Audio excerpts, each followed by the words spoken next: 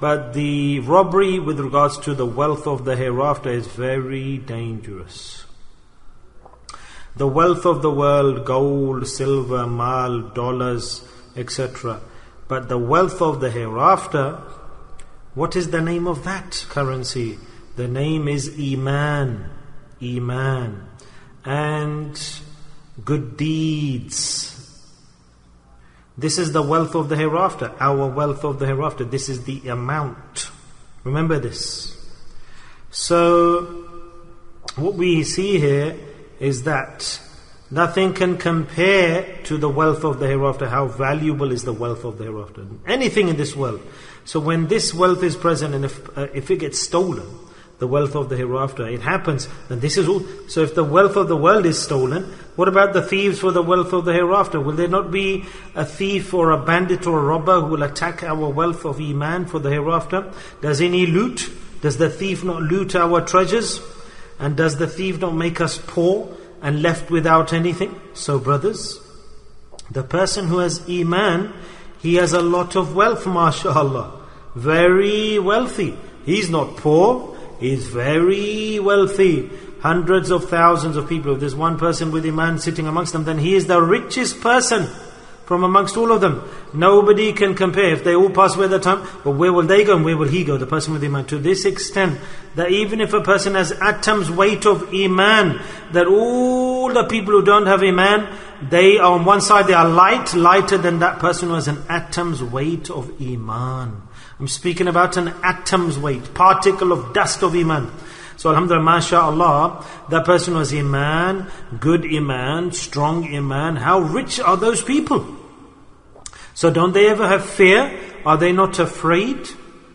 Don't they have fikr and concern that a thief will loot my wealth? No, they're not afraid. I've never seen until now a person who's got fikr and worry, just like we worry about money. We're going outside, and we phone, they look after the home, put the lights on, leave the lights on. We don't want a thief to come, a bandit. He may take my money, he might take something valuable away. Have we ever thought that Allah Ta'ala has given us a great amount of wealth, massive wealth? Have we had worry that I don't want this to be stolen? How shall I safeguard it? No fikr, no concern, no worry. So if we don't have the worry, if I don't have worry about my home, I don't have any due regard, then will the thieves not loot my home?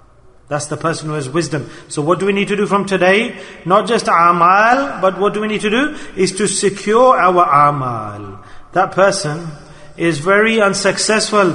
All his life long, he's worked hard. Bring your Amaal, please. Amaal? I've got many Amaal. He looked to the side for his Amaal. He won't see them. Why? The person who backbite against, he's taken them. The person who he gave slander against, he takes his. The person who he swore against, he takes his deeds. There's nothing left to his deeds, his records. So when the Amaal will finish, then their sins will be transferred to his head. Is this not hadith, my brothers?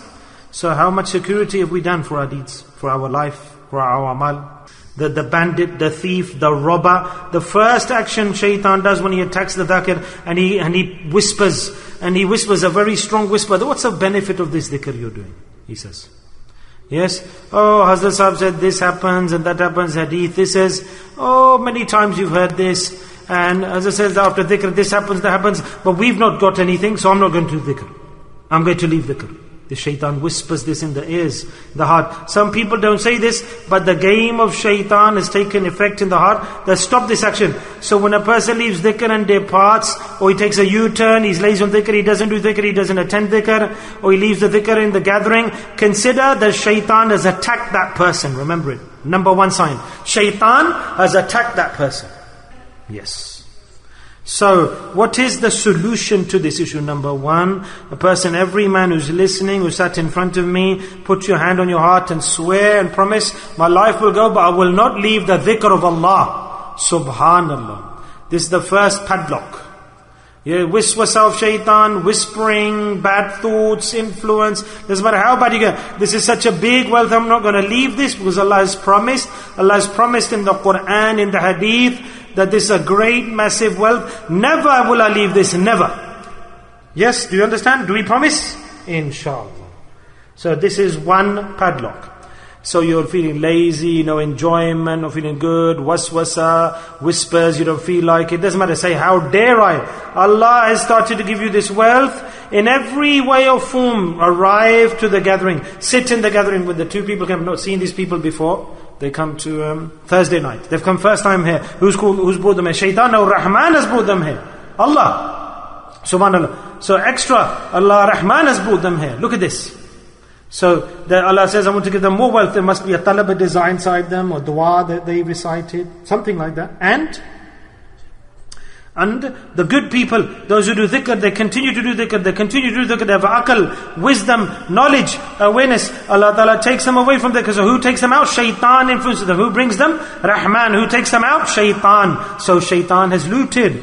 So a person, we see him in this position, Allah has given him the tawfiq, he was doing dhikr of Allah, and he was doing dhikr, he would sit in dhikr, he had love for the dhikr, and now he's gone, scarpered for that person, recited istighfar for yourself. So he's a big thief, and he commits big theft. How rich is that person? The dhakir, very rich, so wealthy, so loaded. Allah says, so loaded and wealthy, and rich is the person who is the dhikr.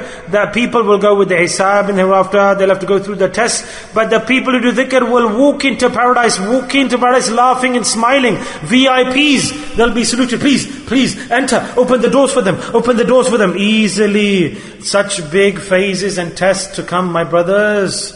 To get up from the grave, then to stand, then to give the accounting for your deeds, then the darkness, severity, the sweat, shaking, trembling, difficulties, bridge of Sirat, crossing the bridge of Sirat, and how many hundreds of thousands of years it will take. But those who do dhikr of Allah will bypass all those difficulties, and He will be told, here's Jannah for you. Why? Because you're rich, because you're VIP, very important person, salutes. Laughing and smiling, the dhakir will walk into Jannah. So then tell me how big will be, how strong will be the thief, the robber for the dhakir. So when you see a person who's progressing nicely and he leaves dhikr, becomes lazy, drops the tasbih, says not, what's going to go today, tomorrow. One majlis to leave the majlis. Remember this. Shaitan, when he makes a person leave one deed, then with ease he makes the person leave the next deed. One sin, when he makes you do the sin, then the second time the sin is easy to implement. He has big tactics, cunning, clever, because he's been given the power to steal. So much power, he's such a big bandit that he will reach to your stomach. He will wander in your veins, in your arteries, in your blood. He's that strong. So should we not protect ourselves or not? Tell me. Should we? Shouldn't we? Yes. And today if you're regular with dhikr, tomorrow your same dhikr, it will be the dhikr where you are regular and fast and solid and steady. Tomorrow the same dhikr where you are weak today, if you stick to it, adhere to it, so the dhikr you do today out of laziness will become solid. Then shaitan will attack again. But you carry on regular, steadfast. When you are then steadfast, your same dhikr then will become the dhikr of presence of mind and heart. This hadith. And when you then are steadfast with presence of mind and heart, you don't drop your tasbih, then your same dhikr will go towards qurbi ilahi, the nearness, the closeness to Allah, and it will take you to the meeting with Allah. So those same people are those who get successful. And this is what we call when people reach to this status, this glory, rank, and no kashf, no miracles, no dreams, he just carries on.